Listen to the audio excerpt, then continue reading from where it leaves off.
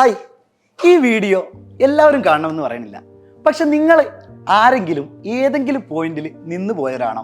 ഏതെങ്കിലും point means നിങ്ങൾ എവിടെയെങ്കിലൊക്കെ ഒരു പക്ഷേ എനിക്ക് മാർക്കില്ല, ഇനി ഞാൻ എന്തിനാണ് പഠിക്കുന്നത്, അല്ലെങ്കിൽ നിങ്ങളുടെ ഫാമിലിയിലാവട്ടെ, അല്ലെങ്കിൽ നിങ്ങളുടെ ഫ്രണ്ട്സിൻ്റെ ഇടയിലാവട്ടെ, ഇനി ഞാൻ എന്തിനാ ഫ്രണ്ട്സിൻ്റെ കൂടെ നടക്കണം, അല്ലെങ്കിൽ എന്തിനു ഇനി ഫാമിലി മുന്നോട്ട് പോകണം, ഇങ്ങനെ ഏതെങ്കിലും ഒരു ഫീൽഡിൽ നിങ്ങളിങ്ങനെ ഒരു അവസാനം ഇനി മതി എന്ന് നിന്ന് പോയവരാണെങ്കിൽ ഈ വീഡിയോ നിങ്ങൾക്ക് ഹെൽപ്ഫുള്ളായിരിക്കും. ഒരു കഥ പറയാം ഞാൻ. ഒരു രാജ്യത്ത് വളരെയധികം യുദ്ധത്തിൽ പ്രഗത്ഭനായിട്ടുള്ള ഒരു രാജാവ് ഉണ്ടായിരുന്നു. അപ്പോൾ ആ രാജാവ് ഓരോ യുദ്ധത്തിൽ വിജയിക്കുമ്പോഴും ആളുകൾ ഇങ്ങനെ പ്രശംസിക്കും, രാജാവിൻ്റെ കഴിവിനെ എങ്ങനെ പ്രശംസിച്ചു കൊണ്ടിരുന്നു. പക്ഷെ അപ്പോഴൊക്കെ തൻ്റെ കൂടെ ഉണ്ടായിരുന്ന ആനക്കായിരുന്നു അദ്ദേഹം ക്രെഡിറ്റ് കൊടുത്തിരുന്നത്. മുഴുവൻ ക്രെഡിറ്റ് അല്ല, എന്നാൽ പോലും പകുതി ക്രെഡിറ്റ് ആ ആനക്കായിരുന്നു. നിരന്തരം ഓരോ യുദ്ധത്തിൽ വിജയിക്കുമ്പോഴും ആ ആനയെ കൂടി അദ്ദേഹം പ്രശംസിക്കുമായിരുന്നു. കാലങ്ങൾ ഇങ്ങനെ കടന്നു പോകുന്നുണ്ട്. സ്വാഭാവികമായിട്ടും മനുഷ്യർക്ക് പ്രായമാവുന്നത് പോലെ തന്നെ ആനക്കും പ്രായമായി. പിന്നെ യുദ്ധത്തിലേക്കൊന്നും അങ്ങനെ കാര്യമായിട്ടുള്ളൊരു പ്രകടനം കാഴ്ചവെക്കാൻ ആനയ്ക്ക് കഴിയുന്നില്ല. സ്വാഭാവികമായിട്ട് ആ ആനയെ കാട്ടിലുപേക്ഷിക്കുകയാണ്. കാട്ടിലുപേക്ഷിച്ചെന്ന് പറയുമ്പോൾ മുഴുവനായിട്ട് തള്ളിക്കളഞ്ഞെന്നല്ല കേട്ടോ. ഇടയ്ക്കിടയ്ക്ക് ആനൻ്റെ കാര്യങ്ങളാവട്ടെ, അല്ലെങ്കിൽ മറ്റുള്ള എന്തെങ്കിലും പ്രയാസങ്ങളാവട്ടെ, എല്ലാ കാര്യങ്ങളും ചെയ്തു കൊടുക്കാൻ രാജാവ് ഇടയ്ക്കിടയ്ക്ക് കാട്ടിലേക്ക് പോകാറുണ്ടായിരുന്നു. അങ്ങനെ ഇരിക്കെ ഒരു സമയത്ത് ആനക്ക് ദാഹിക്കുകയാണ്. ദാഹിച്ചപ്പോൾ തൊട്ടടുത്തുള്ള നദിയോ അല്ലെങ്കിൽ വെള്ളം, നമ്മുടെ കുളമോ എന്തെങ്കിലുമൊക്കെ ഉണ്ടോ എന്നുള്ള രീതിയിൽ ആന ഇങ്ങനെ തേടിപ്പോവുകയാണ്. ആന തേടിപ്പോകുന്ന സമയത്താണ് ഒരു ചതുപ്പ് നിലം കണ്ടത്, ഒരു ചളിക്കുണ്ട്. ആ ചളിക്കുണ്ടിൽ അറിയാതെ ആന വീണു പോവാണ്. ആനയുടെ എല്ലാ പരിശ്രമം, അല്ലെങ്കിൽ ആന ഒരു യുദ്ധത്തിൽ പെർഫോം ചെയ്തൊരു വ്യക്തിയാണ്. വ്യക്തി എന്നല്ല, ഒരു എന്താ പറയുക, യുദ്ധത്തിൽ പെർഫോം ചെയ്യുന്ന ഒരാളെന്ന് പറയുമ്പോൾ അതീവ ഭയങ്കര കാലിബറുള്ള ഒരാളായിരിക്കും.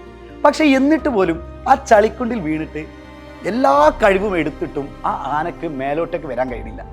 ആന തൻ്റെ ഒരു അട്ടഹസിച്ച് കരയാണ്. ആനയുടെ ആ ഗർജനം, അല്ലെങ്കിൽ ആനയുടെ ആ അട്ടഹാസം രാജ്യം മുഴുവൻ കേൾക്കുകയാണ്. അങ്ങനെ എല്ലാവരും അവിടേക്ക് എത്തി. ഒരുപാട് ആളുകൾ ശ്രമിച്ചുകൊണ്ടിരുന്നു. കൂടെ രാജാവും എത്തി. രാജാവ് സൈന്യത്തിലുള്ള ഏറ്റവും നല്ല ഭടന്മാരെ തന്നെ കൊണ്ടുവന്നു അതിനെ പുറത്തേക്ക് എടുക്കാൻ ശ്രമിക്കുന്നുണ്ട്. പക്ഷെ പുറത്തേക്ക് എടുക്കാൻ ശ്രമിക്കുമ്പോഴും ചളിക്കുണ്ടല്ല, അത് താഴേക്ക് പോയിക്കൊണ്ടിരിക്കുകയാണ്. രാജാവ് പറഞ്ഞു, നമ്മൾ നിസ്സഹായരാണ്. ആ ഒരു സമയത്താണ് ബുദ്ധൻ അതിലെ ആ ഒരു വഴിയെ കടന്നു വന്നത്. ബുദ്ധനോട് ചോദിക്കുന്നുണ്ട്, എന്താണ് നമുക്ക് ചെയ്യാൻ പറ്റുക? ബുദ്ധൻ പറയുന്നുണ്ട്, നിങ്ങൾ യുദ്ധത്തിന് പോകുമ്പോഴുള്ള ആ ഒരു സൈനികരെ നിങ്ങൾക്ക് കൊണ്ടുവരാൻ പറ്റും. രാജാവ് പറഞ്ഞു, ആനയെ രക്ഷിക്കാനല്ലേ, നമുക്ക് കൊണ്ടുവരാം. എന്ത് സാമഗ്രികളാവട്ടെ, അല്ലെങ്കിൽ എന്ത് സന്നാഹങ്ങളാവട്ടെ നമുക്ക് കൊണ്ടുവരാം. രാജാവ് എല്ലാ സൈനിക ഭടന്മാരെയും കൊണ്ടുവന്നു. എന്നിട്ട് ബുദ്ധൻ പറയുന്നുണ്ട്, നിങ്ങൾ യുദ്ധത്തിലൊരു കാഹളം മുഴക്കാറില്ലേ? യുദ്ധം വരുമ്പോൾ ആ ഒരു കാഹളം ഇതിലൊന്ന് മുഴക്കാൻ പറ്റും. രാജാവ് പറഞ്ഞു, അതിനെന്താ? അങ്ങനെ ഒരു യുദ്ധപ്രീതി അവിടെ വരുത്തിയാണ്. ആന വിചാരിക്കുന്നുണ്ട്, ഞാൻ യുദ്ധത്തിന് പോവാണല്ലോ, അതുകൊണ്ട് യുദ്ധത്തിൻ്റെ സകല സന്നാഹങ്ങളും ആന അങ്ങോട്ട് തൻ്റെ ശരീരത്തിൽ ആവാഹിച്ചിട്ട് എല്ലാ കാലിബർ ഉപയോഗിച്ചിട്ട് ആന പൊങ്ങി വരികയാണ്. ആ ആനയുടെ തോന്നൽ, ഞാൻ യുദ്ധത്തിലാണ്. ഞാൻ ഒന്നുകൂടി നമ്മുടെ ഈ കഥയിൽ നിന്ന് ലൈഫിലോട്ട് ഒന്ന് ഡൈവേർട്ട് ചെയ്യണ്ട. നമ്മുടെയൊക്കെ ജീവിതത്തിൽ നമ്മൾ എവിടെയെങ്കിലൊക്കെ നിന്ന് പോയവരായിരിക്കും. നമ്മളൊന്ന് ഓർക്കുക, ഞാൻ ഇതുവരെ എത്തിയത് എത്ര കഷ്ടപ്പെട്ടിട്ടാണ്. നിങ്ങൾ ഏതെങ്കിലും ക്ലാസ്സിൽ ഒരുപക്ഷെ മാർക്ക് കുറഞ്ഞു പോയവരായിരിക്കാം, അല്ലെങ്കിൽ ഏതെങ്കിലും ഫീൽഡിൽ നിങ്ങൾ ഒന്ന് പിറകോട്ട് പോയിട്ടുണ്ടാവും. നിങ്ങൾക്ക് എവിടെയെങ്കിലൊക്കെ ഒരു ഫുൾ സ്റ്റോപ്പ് ഇട്ടിട്ടുണ്ടെങ്കിൽ അതൊന്ന് കോമയാക്കി മാറ്റി നിങ്ങൾ മുന്നോട്ട് പോകാൻ ശ്രമിക്കുക. നിങ്ങൾ ആ വന്ന വഴി നിങ്ങൾ ഓർക്കുക, എത്രത്തോളം നിങ്ങൾ സ്ട്രഗിൾ എടുത്തിട്ടാണ് ഇവിടെ വരെ എത്തിയത്. നമ്മുടെ ജനിച്ച് വീഴുന്നത് തന്നെ എത്രയൊക്കെയോ സ്ട്രഗിളിങ് കഴിഞ്ഞിട്ടാണ്.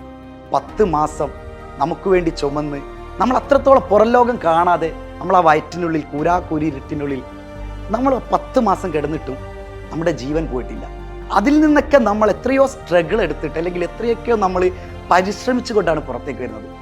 ഇത്രയൊക്കെ പരിശ്രമിച്ച് ഇവിടെ വരെ എത്തിയ നിങ്ങൾ ഫുൾ സ്റ്റോപ്പ് ഇടാനാണോ നിങ്ങൾ വന്നത്? ഒന്ന് ആലോചിച്ച് നോക്ക്, നിങ്ങളൊന്ന് ശ്രമിച്ചു നോക്ക്. ഞങ്ങൾ ഇവിടെ വന്ന് ഫുൾ സ്റ്റോപ്പ് ഇട്ട് ജീവിതം എന്നുള്ള, അല്ലെങ്കിൽ നിങ്ങൾ ഏത് ക്ലാസ്സിലാവട്ടെ, ഞങ്ങൾ ഇവിടെ നിർത്താനാണ്, അല്ലെങ്കിൽ ഞങ്ങൾക്ക് ഇത്ര മാർക്ക് മതി, അല്ലെങ്കിൽ ഞങ്ങൾ ഇവിടെ നിന്നോളാം എന്ന് വിചാരിച്ച് ഇതങ്ങോട്ട് കളഞ്ഞു പോകാനാണോ നിങ്ങൾ ആഗ്രഹിക്കുന്നത്? നിങ്ങൾക്ക് ഡിസൈഡ് ചെയ്യാം.